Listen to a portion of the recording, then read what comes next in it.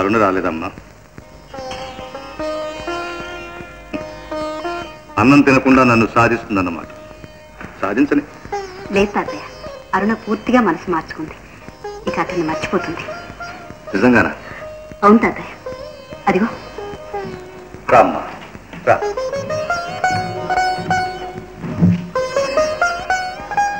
నా మీద కోపం చల్లారిందమ్మా. నాకు తెలుసమ్మా, నువ్వు మెల్లిగా ఆలోచిస్తావని, నిజానిజాలు తెలుసుకుంటావని, మనసు మార్చుకుంటావని నాకు తెలుసు. కూర్చోమ్మా, కూర్చో. ఇద్దరుంటే ఇద్దరు అదృష్టం ఇలా అయినందుకు నేను ఎంతగా కుమిలిపోతున్నానో మీకు తెలియదమ్మా. రాత్రింబవళ్ళు రక్తం కన్నీరుగా కారుస్తున్నా. అయినా నా కళ్ళు పోలేదమ్మా. ఎందుకో తెలుసా?